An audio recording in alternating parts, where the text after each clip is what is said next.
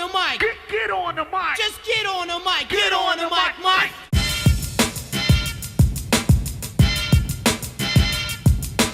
Hey everybody, what's going on? Welcome to Get on the Mic. That's where you put me in front of a microphone with a few notes and I talk about some of the more interesting things that have happened throughout the world of entertainment this week or whatever else I feel like talking about. As always, I am your host, the real Geno Reynolds, and today, I wasn't even sure I was going to have a program today. I had a few vacation days this week, Monday through Wednesday, and this last weekend I did the 3 reviews with Brad, and if you're wondering why I didn't do Hellfest on my channel, it's because I ended up helping Brad on his channel, and I've decided that unless I really have a big take on something, when I review things with him, I'm not going to repeat myself on my channel. I'm not trying to, this channel isn't my job. So if I get my opinions out there on his channel, my channel, whatever, it doesn't really matter. I mean, granted, don't get me wrong, I want to see my channel grow, and eventually I'd like to make some dough off of it, but that's just me making money on my hobby. This is never going to be my job as far as I know. But after the busy weekend and then my kids came back on Sunday, and I had 3 vacation days. I took vacation days because for a lot of the Marvel movies this year, I took days early in the week because I get invited to screenings. Well, the Venom screening ended up being Wednesday at 7:30 in St. Louis, which is of course like 2.5 hours away from me, and I'm just like, I don't want to do that. What's the point when I can see it on Thursday? I mean, I'm getting old. Maybe I'm growing up a little bit. I don't know. But just Monday, Tuesday, Wednesday, I did have some time to do some work. And I've been playing Valiant Hearts for the channel. And I did get to work on my Check Your Sources segment. I got nothing done on Assassination Nation. I'll talk about that in a little while on the program. But just this week, I just have not felt good. I'm just a little burnout, I think. And it took me a while to really get into making this program. So this program might be a little short today. I don't know. I do have plenty of stories. I did a lot of work on it today. But I don't know. This week, I haven't felt good. So, I was slow to work. I was taking notes on stories and stuff like I always do throughout the whole week, but just, doing the 2 reviews of Brad on Thursday, the one on Saturday, kids coming home, doing all that stuff, getting the house ready, all that stuff. Having a little time off to just for a little while was kind of nice. And then again, I'm honestly kind of glad I didn't have to take a trip to St. Louis this week, because I would not really have, I probably would have enjoyed myself like I usually do, but I don't know. I'm just kind of glad I didn't have to go. The only ones I've taken vacation for the rest of the year, as far as I can remember, since at least as of right now, Bumblebee and Aquaman are supposed to come out the same week, and I'm gonna stay the night in St. Louis. That's a little better. Not having to drive there, watch a movie, drive right back. But yeah, so I'm honest, I wasn't sure what I was going to do for a show this week, but I did get some things together, and there is some pretty interesting stories this week. So here's what we're going to talk about. As always, we'll be starting with what is DC doing. Much to my dismay, MoviePass is back in the program. They're going unlimited again. Andrei Sapkowski wants his money. Who is Andrei Sapkowski? Well, we'll talk about it here in a minute. Amazon is adapting a big fantasy series that's not Lord of the Rings. Is there a Deadpool Christmas movie on the way? We'll talk about that. And because I forgot it in my really packed show last week, even though I had it in the intro, will Hugh Jackman play Wolverine again? Part 5073. Also, we'll be talking about Rambo as a cowboy. We'll be talking about a little Game of Thrones. Where is the dire wolf ghost? We'll be talking about that. And in the big stories, lastly, there's been some details that have come out about Jon Favreau's Star Wars show, which once it was announced, we hadn't heard anything. Well, now we know some stuff. First, what is DC doing? The DC Universe's upcoming show, The Doom Patrol, has added another actor to the fold. Matt Bomer, who was on White Collar and American Horror Story, has been cast as Negative Man. The announcement was made at New York Comic Con by co-star Brendan Fraser right before the premiere of Titans. Bomer is said to be providing the voiceover performance for the character of Negative Man and will appear as Larry Traynor in flashback scenes.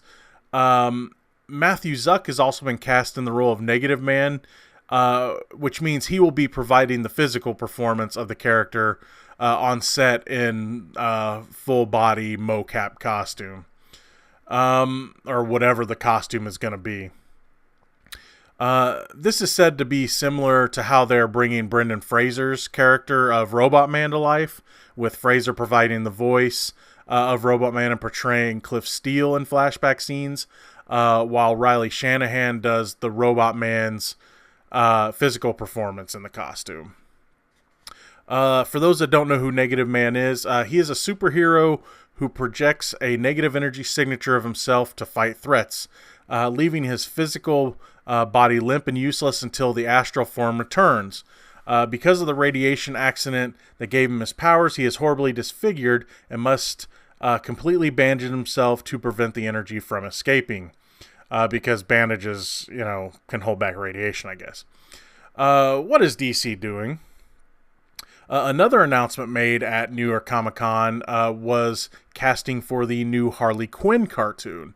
And I always mispronounce her name. Kaylee Kyoko from The Big Bang Theory has been cast to voice the title character. Kyoko took the stage after a special first look video was unveiled, which I will put the link to in the description below.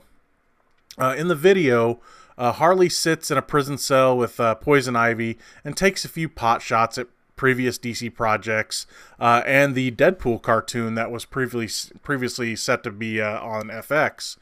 More on that in a second. Though we don't know who everybody is playing for certain, except for Lake Bell, who is voicing Pamela Isley, aka Poison Ivy. Here are some of the other confirmed cast members: Alan Tudyk, Ron Funches, JB Smooth, Jason Alexander, Wanda Sykes, Giancarlo Esposito, Nellie Morales, Jim Rash, Tony Hale, Chris Maloney, and Dietrich Bader, who I'm pretty sure that Bader is playing Batman. That sounds a lot like him in that bit part in the little teaser video that they have. The positives of this announcement are definitely the voice cast. That's a lot of strong names I just mentioned there. My only real exception is Kaylee Kyoko herself. I wouldn't say that I'm really a fan of her work. That being said, I just don't like The Big Bang Theory anyway. And I think her voicing Harley Quinn is a role that she can probably do well. Also, that being said, I said the same thing for her Big Bang co-star Melissa Rauch or Roche, or however you say her name, in the god-awful Batman and Harley Quinn cartoon. Also, that being said, that crap wasn't her fault. I wouldn't call it anything special, but I think the animation looks pretty good so far, at least what they showed us in that clip. Now, about that Deadpool joke. While I hope that Harley breaking the fourth wall was just for this teaser video, I mean, Poison Ivy does do it too, I have a feeling that it won't be. Here's a bit of advice for anybody creating a show, especially a comic book one. Ready? Not everything has to be like Deadpool.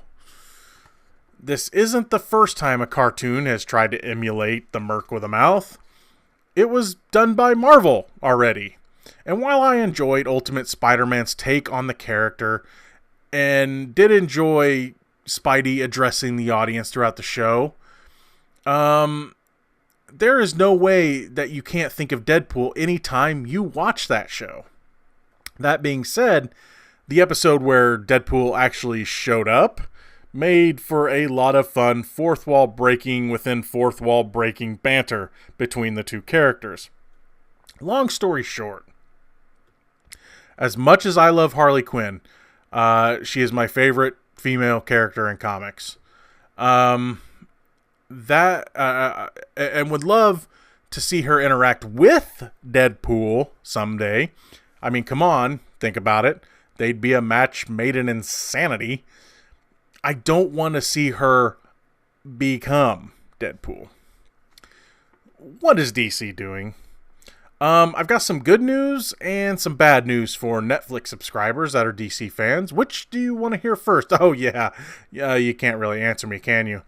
I'll give you the good news first, and then the nut punch that is the bad news.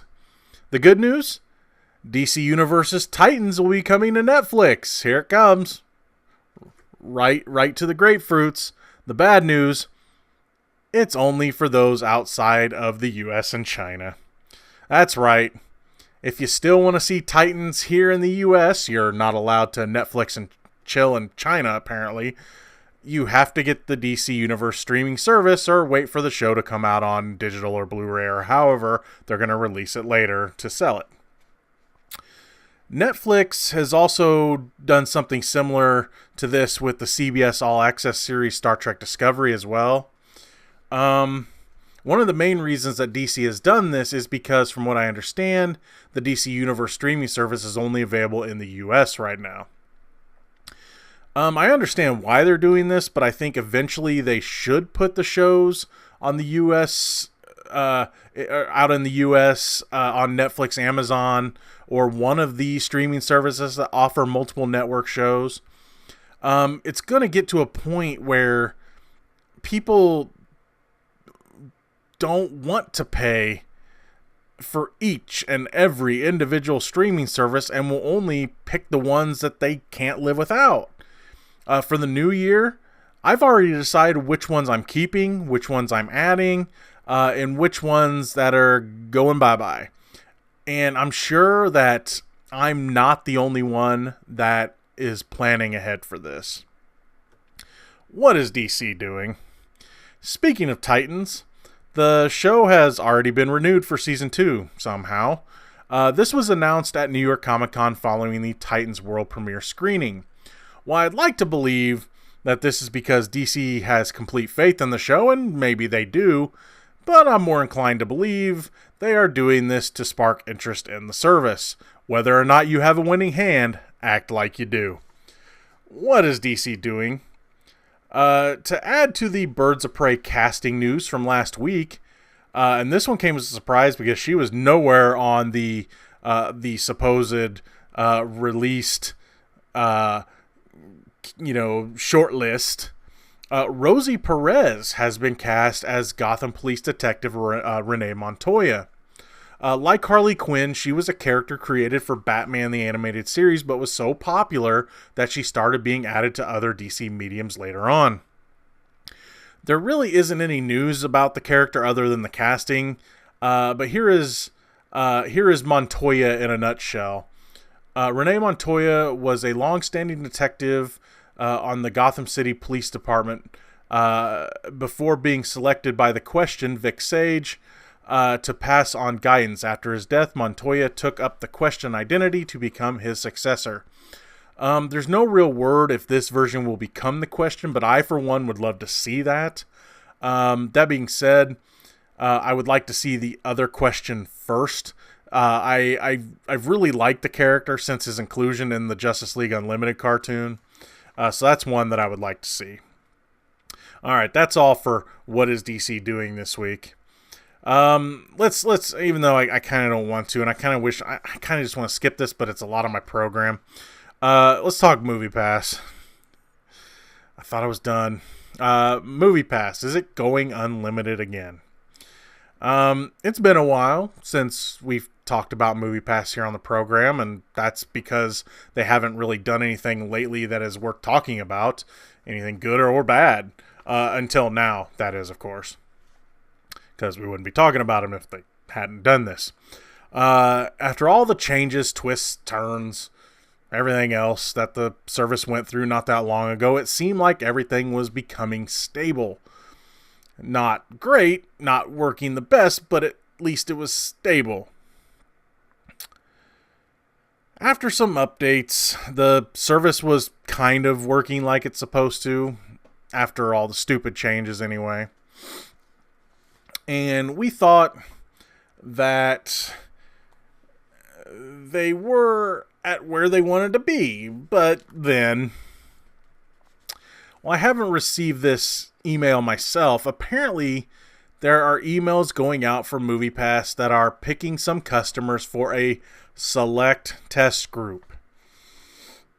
One reason I probably haven't gotten this email is because I opted in to the new 3 movies a month service. This test group is only for people that didn't opt into the new service. The email says that those that are selected will be rolled back into a program that offers unlimited movies, and then in parentheses, up to 1 new movie title per day based on existing inventory, which basically means whatever movies they want you to be able to see, that's up to them. Here is the whole statement from the email. In August 2018, we announced a new offering for 3 movies a month for $9.95, giving subscribers the ability to opt into this plan if they wanted to continue as a MoviePass subscriber. However, our records show that you have not yet taken any action on the new plan, and because of that, your subscription was suspended and your monthly subscription charges have stopped. Because we really hope you begin enjoying your MoviePass subscription again, we have chosen you to be a part of a select test group, who beginning Friday, that's tomorrow, October 5th, will be restored to unlimited movies, up to 1 new movie title per day based on existing inventory. The same subscription that you signed up for and you previously enjoyed, if you decide that you do not want this, you must opt out before Thursday, October 4th at 9 p.m. To be clear, unless you opt out, your unlimited subscription will be restored and you will begin enjoying, I love how they say, and you will begin enjoying unlimited movies again. We're forcing this back on you.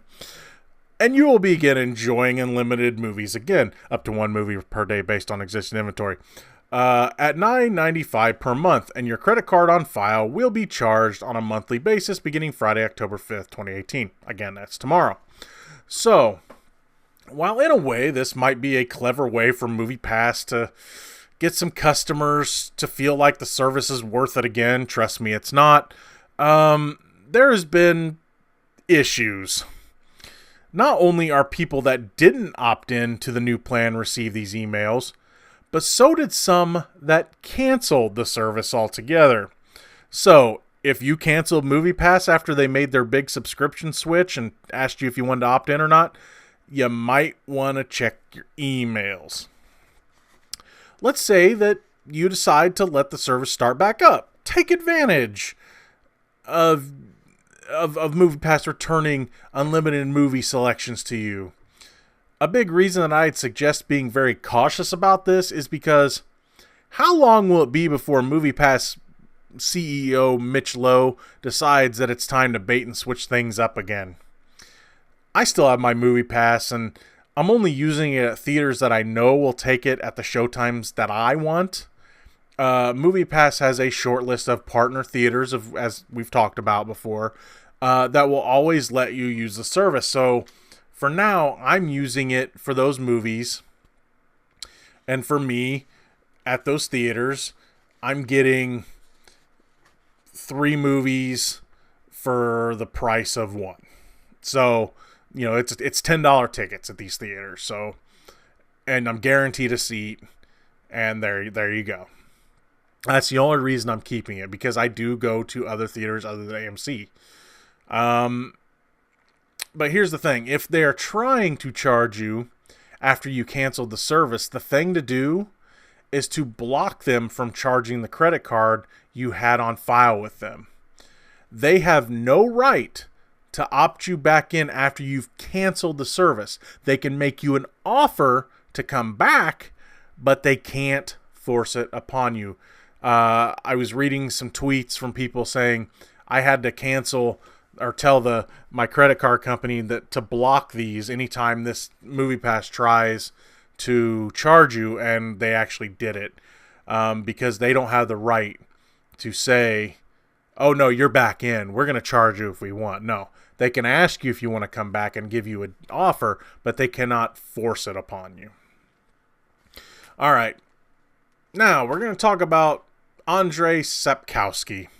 Andrei Sapkowski wants his money. You're probably still asking, since I mentioned it in the first time, who the hell is Andrei Sapkowski? Well, I'll tell you. Andrei Sapkowski is the author of the books that the really popular video games The Witcher are based on, as well as the future TV series on Netflix starring Henry Cavill. I can't wait for that, by the way.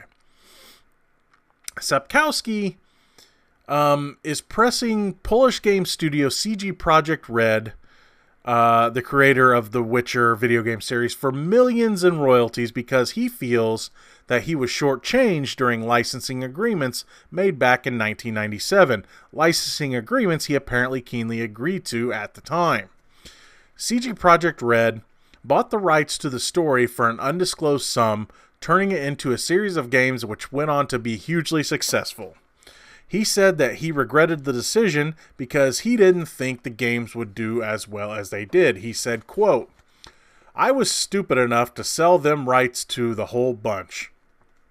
They offered me a percentage of their profits. I said, no, there'll be no profit at all. Give me all my money right now.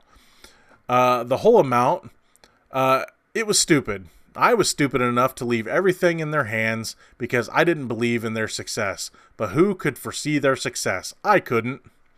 Sapkowski has now gone public, demanding 6% of the profits obtained for the lifetime of the video game franchise, which adds up to more than $16 million for The Witcher 3 Wild Hunt alone. This is not counting the profits from the other games. He is demanding 6% of those profits. He is also claiming that he only agreed for them to make the first game of the series. In his public letter, it said, quote, "Therefore, distribution of all other games, including their expansions, add-ons, etc., is simply speaking unlawful." The letter also says that the royalty contract negotiated between the two parties runs afoul of a specific Polish law regarding royalty payments. Quote, "It may be invoked when the compensation remitted to the author is too low given the benefits obtained in association with the use of that author's work. Notably, the latter condition is considered fulfilled if the compensation remitted to the author is too low by a factor of at least 2. Of course, CG Projekt Red has responded to this after publicly publishing the receipt by saying, quote, "In the company's opinion, the demands expressed in the notice are groundless with regard to their merit as well as the stipulated amount. The company had legitimately and legally acquired copyright to Mr. Andrei Sapkowski's work insofar as is required for its use in games developed by the company. All liabilities payable by the company in association therewith have been properly discharged."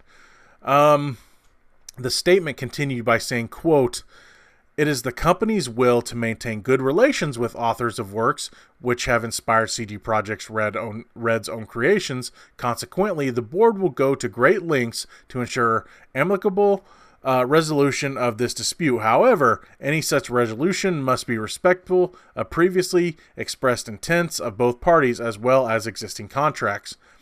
From the looks of it, this one is only going to get uglier. Who knows how this might affect any future games based on The Witcher. I'm sure since Witcher 3 did as well as it did, I'm sure there's probably going to be a 4. I have a feeling that CD Projekt Red will probably just say, here's X amount of dollars, let's call it even. They're going to settle. I don't see it going to court, but then again, you never know.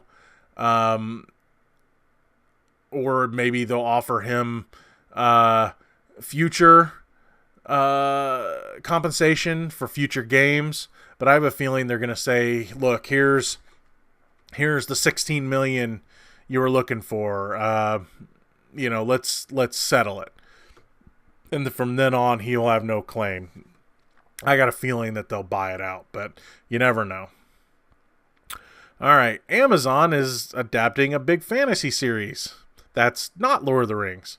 While we've known for quite some time that Amazon is set to make a new series based on Lord of the Rings, they are not letting this stop them from investing in another popular fantasy book franchise. Excuse me. Well, I haven't read these books. I know a lot of people who have.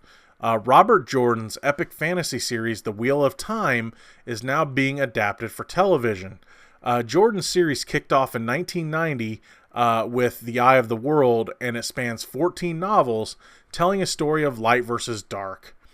A prophecy heralds the arrival of a champion who will fight against the Dark One, an entity that wants to remake the world in its own image. From Amazon's own description, it seems that the series will start with the 2004 series prequel called New Spring. The story will follow Moraine, a mage who might be one of the prophesized saviors. Jordan died in 2007 before he was able to complete the series, which fantasy author Brandon Sanderson wrapped up in 2013 with A Memory of Light. This isn't the first time someone has tried to bring these stories to television and or the big screen. NBC planned an adaptation in 2000. Universal optioned the series for a movie franchise in 2008. And Red Eagle Entertainment released a low-budget pilot that aired on FXX at 1:30 a.m. But from what I'm hearing, this seemed to be a bit of a ploy to hold on to the rights, which were about to expire, similar to the never legally released Fantastic Four movie that you can actually see on YouTube. It's not real hard to find. It has been stated that Amazon is looking for their very own Game of Thrones show, so to speak, jumping on the hype train, of course. Given that The Lord of the Rings will probably be more of a PG-13 affair, probably to kind of match the movies, especially if Peter Jackson does get involved, and they want to keep it in that universe. Amazon is probably looking for something for more of the adult crowd. Of course, with Game of Thrones ending very soon, everybody is going to want to fill that void as well. Now, here's one of the bigger surprises this week. Is there going to be a Deadpool Christmas movie? With this image right here, which is very reminiscent of Princess Bride, there is yet another Deadpool hype train leaving the station, which makes two in 1 year. While we don't know exactly what we're going to be getting, Deadpool is returning to theaters this Christmas. The first reports from sources, we love our sources here on the program, were saying that this would be a PG-13 version of Deadpool 2, so families can enjoy the movie together this holiday season. However, the official press release from Fox listed the film as, quote, untitled Deadpool movie. Along with the image, this has led many to come up with many different theories to what this could be. One of the more popular ones is having a new cut of the movie in which Deadpool sits by the bedside of Fred Savage, reading him a bedtime story a la The Princess Bride, making the rated R movie a little more kid-friendly. You know, we'll just skip those parts as you wish, you know, all that stuff. I don't know if I buy into this picture as what the movie's really going to be. I think that by showing this picture, it would have ruined a really funny reveal for the beginning of the movie. If this is what it's going to be, this PG-13 Deadpool. But that hasn't stopped movie studios before, has it? There is a source out there also claiming that the movie is going to be titled The Deadpool Before Christmas. Who knows how reliable this source is, though. It's not a terrible title for a Deadpool movie, but who knows if that's real. Well, I could think of some funny ways of showing either one or both of the Deadpool movies in PG-13 form. I'm really hoping that this isn't what they're doing. I'm really hoping that this isn't a way for them to sell us the same movie twice, but by taking away the things that people love about the character. That being said, if this is what they're doing, I can finally show my kid a Deadpool movie. I really do think that they are going to be doing something special here, though. I don't know if Fox would really Fox would totally risk pissing off the fandom by finding a way to rehash the same movie twice. Just look at the trailer for X-Men Dark Phoenix. I don't think that Ryan Reynolds would really want to cheapen the character by rehashing the same movie twice. Just look at the extensive marketing that he's done from the beginning. Remember the test footage that got leaked by an unknown source that got the ball rolling in the first place. Reynolds wants to play this character, which he quite honestly is born for as long as he can. So I just don't see him betraying the fan base on this one if he is involved in a retelling of the Deadpool movies in PG-13 form. I at least have confidence that he will try to make something special out of it. I hope. Either way, in whatever form, Deadpool is returning to theaters on December 21st. Oh no, by the way, because it's returning to theaters on December 21st, Fox has pushed back both Alita Battle Angel and again, X-Men Dark Phoenix got moved again. I still don't know if that movie's going to get released, even though we've gotten a trailer for it. Speaking of Deadpool, and because I forgot it in my packed show last week, will Hugh Jackman be playing Wolverine Part 5073? I'm not going to go into the whole history here again, but we all know that Ryan Reynolds will stop at nothing to get Hugh Jackman to play Wolverine just one more time in a Deadpool movie, or some form of Deadpool movie, X-Force maybe. He is constantly nudging him in many different ways, in movies, interviews, everything, but Jackman won't budge. In an interview with Hugh Jackman about his new movie, The Front Runner, which is directed by Jason Reitman, who is the man behind Tully, Young Adult, Juno, Thank You for Smoking, many others, Jackman was asked if Reitman was to direct the next Deadpool movie, would it sway his retirement decision?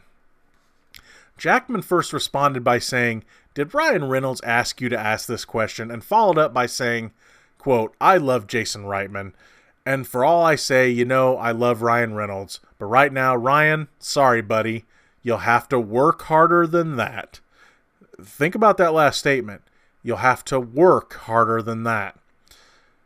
While I'm not going to go into my shouldies or shouldy nots on this program again, because we've talked about this before, I will say this, to quote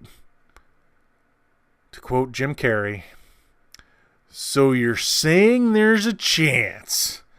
I have this feeling that while he's not going to get a whole movie out of him, he's going to get a cameo as Wolverine out of him. But I have this hunch, and I've always thought about this. I think he's going to be able to get Hugh Jackman to dress up as Wolverine, but he's not playing Wolverine. He's playing Hugh Jackman on a movie set playing Wolverine. That's how I think he's going to get him to cameo. He's not going to get a whole movie out of him, but I think he's going to get a cameo of him as Hugh Jackman playing Wolverine. Okay, let's move on. Rambo's a cowboy now. Sylvester Stallone released this picture on Instagram with the caption, "Tonight we start filming." And of course, it's caused a hissy fit on the internet. I'm not even going to argue with people about this picture of Rambo. I'm not. I'm not going to get in these arguments. You want to know why? Because it makes perfect sense for the character.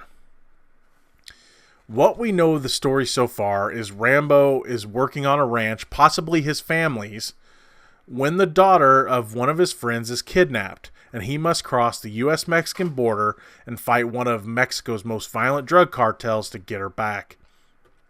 Some people are going crazy, wondering why Rambo would ever dress like this.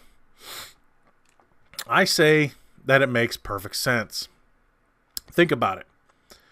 At the end of the last movie, Rambo returned home, finally.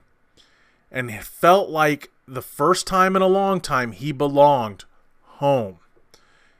He wasn't at war anymore. He was ready to find peace back at his family's farm.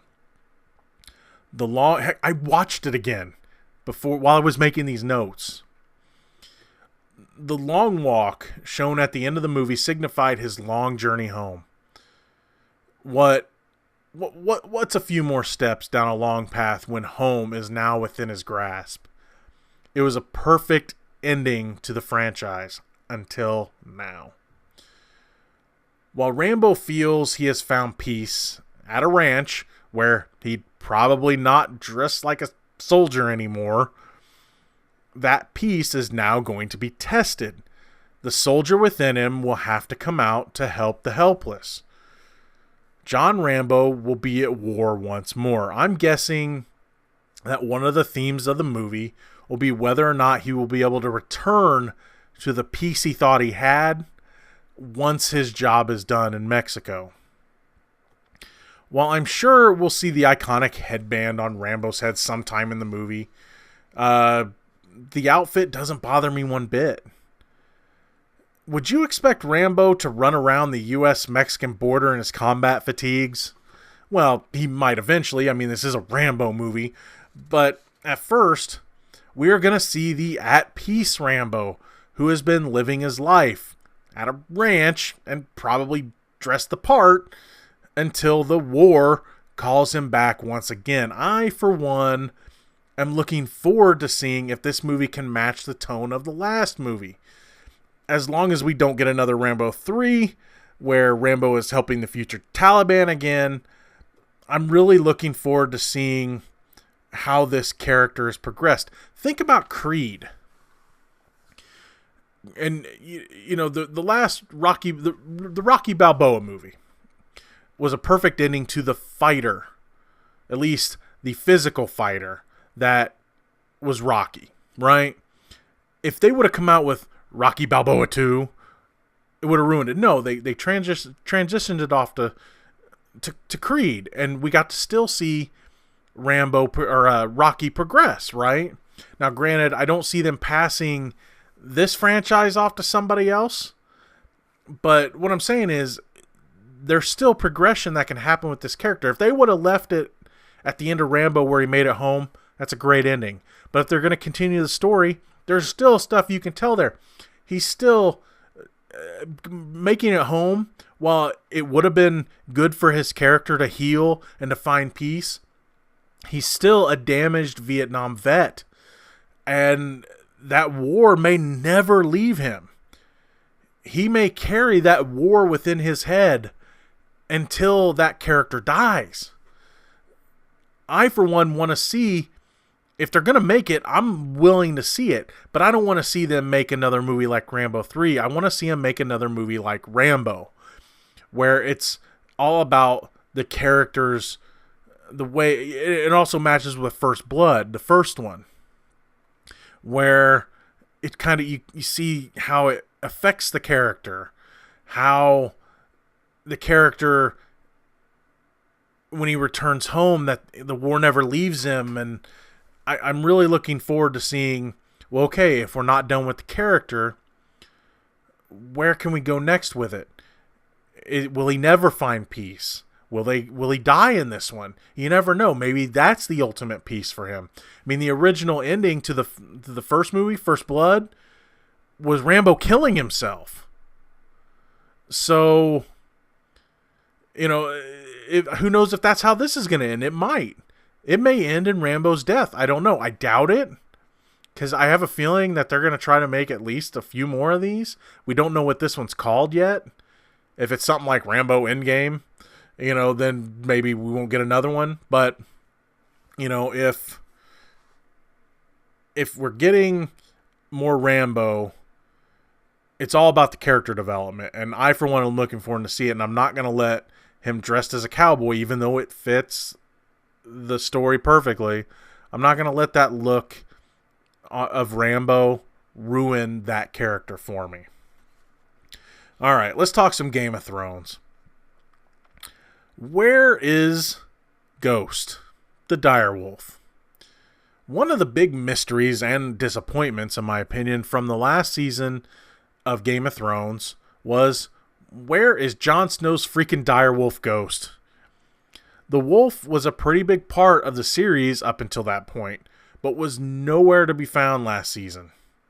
One of the show's writers, Brian Cogman, revealed earlier this year that Ghost was supposed to appear in a brief scene in Season 7, but the moment was ultimately cut from filming. This, of course, got people wondering if Ghost would be showing up in the last season. Thankfully, we know the answer to this now, and it's the right answer. The VFX supervisor for Game of Thrones, Joe Bauer, confirmed that Ghost will reemerge in the show's final season. He said, quote, "Oh, you'll see him again. He has a fair amount of screen time in Season 8. He does show up. He's very present and does some pretty cool things in Season 8. Sold." According to Bauer, the lack of direwolves last season was due to an entirely practical reason. He said, quote, "The direwolves are tough because you don't want to get them wrong. So we end up always shooting real wolves and doing a scaling trick with them, but the real wolves only behave in certain ways. I think that has something to do with why the dire wolves are in the show, but they're not maybe as integral as they are in the books." For those that watch the show, we know that there are only two dire wolves left, Ghost and Arya's wolf, Nymeria. The latter dire wolf appeared in the second episode of Season 7 when she had a brief reunion with Arya in the woods, with one only being seen briefly and the other not in the season at all. I have a feeling that they are both going to play a big part in the final season, and I don't think the Game of Thrones fandom would settle for anything less otherwise. All right, the last big story today, we're going to talk about Jon Favreau's Star Wars show.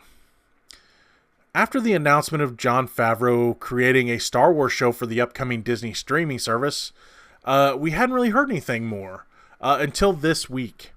At first, it started with a rumor that still is as of the taping of this podcast. The rumor said Pedro Pascal, who is the Viper on Game of Thrones, he was also in Kingsman: The Golden Circle, Pascal was being looked at for a potential role on the show. Then Favreau went to Instagram. He shared this statement. Quote, "After the stories of Jango and Boba Fett, another warrior emerges in the Star Wars universe. The Mandalorian, which is the title of the show, is set after the fall of the Empire and before the emergence of the First Order. We follow the travails of a lone gunfighter in the outer reaches of the galaxy, far from the authority of the New Republic." No other information has been released yet, but I, for one, am already in love with the idea of this series, especially if they sign on Pascal to play the lone gunfighter. The title alone just screams Western, like the Rifleman, the Mandalorian. Characters in the Star Wars universe, such as Han Solo, Cad Bane from the cartoons, and Woody Harrelson's Tobias Beckett from Solo, A Star Wars Story, always seem like Old West gunfighters to me, so I really like this idea a lot. I'm hoping that we're going to start getting a lot more information on this one real soon, and again, if they cast Pedro Pascal as this Mandalorian gunfighter, I am totally on board. I'm already getting the service. Now I'm just finding reasons to get excited about it. All right, now we're on to quick hits. Michelle Williams has signed on to play the late Krista McAuliffe in a movie about the Space Shuttle Challenger disaster. The Charlie's Angels reboot has added another Bosley to the cast, hopefully furthering my disguise theory for the movie. Not only will Elizabeth Banks and Patrick Stewart play the part, but so will Jaimin Hanzu. Also, Sam Claflin has joined the cast in an unknown role, possibly a love interest to one of the Angels. My only question is he finally going to survive a movie? Is he going to be alive at the end of this one? Janelle Monáe has signed on for both the Harriet Tubman biopic Harriet and the Ugly Dolls movie voice cast. Ugly Dolls is an animated movie based on the toy brand. Ansel Elgort will be playing Tony in Steven Spielberg's adaptation of the musical West Side Story, and yes, he will be singing the songs himself in the movie. Now we just need to know who is going to be playing Maria. Kathleen Kennedy has re-upped her contract with Lucasfilm for 3 more years, pissing off some fans, I'm sure. Gal Gadot and Armie Hammer will both join Kenneth Branagh's Detective Hercule Poirot in The Death on the Nile. There is a Dance Dance Revolution movie in the works for some reason. Did somebody see the dance game part of the Emoji Movie and think, yeah, we need a whole movie about that? Winston Duke, who is M'Baku in Black Panther, is joining Mark Wahlberg in his Netflix original crime drama Wonderland. Anything with Winston Duke in it is fine with me. While this hasn't been confirmed yet, Kingsman 3 may end up being a prequel for some reason, set during World War I. There's a Sesame Street movie in the works, which is said to be a musical. I really wonder if they are just now making this movie to show the world that they are not the Happy Time Murders. Netflix is set to develop a new series and movies based on the Chronicles of Narnia. Netflix and the C.S. Lewis Company signed a multi-year deal, marking the first time one company has held the rights to all 7 books. Dr. Sleep, the sequel to The Shining, will recognize Stanley Kubrick's version of the story. I haven't been able to find anything saying if it will recognize Stephen King's remade TV miniseries, though. The Rock shared a new image from the set of Hobbs and Shaw, seen here, making me want this movie right now. Batman Mask of the Phantasm is returning to theaters for 1 day only on the date of its 25th anniversary, November 12th at select theaters. And we finally got to see something new from the Hellboy reboot in the form of a poster, seen right here. While I would agree with the legendary AF caption on it, I would also say that having to add said caption to the poster seems like they're trying just a little too hard to be edgy. The poster sells itself, kids. And this is one I don't really have any notes on. I just noticed this on Twitter. On Daredevil's Twitter, it says, to stop a demon, I have to become the devil. And then the Punisher Twitter replied, no more half measures. Is the Punisher going to be in Daredevil Season 3? I guess we'll find out on the 19th. And that is the end of Quick Hits. I want to draw everyone's attention to the small YouTuber spotlight video. I'm really trying to push this thing. I want people to be able, if you have a small YouTuber channel, you know a small YouTuber, post the link in the description below on the small YouTuber spotlight video. There is a link to that video in the description of this video. A bit of a channel update. This weekend, you'll be able to see my reviews for Venom and A Star is Born on Talking Movies. I did reviews of Night School, Smallfoot, and Hellfest with Brad over on his channel.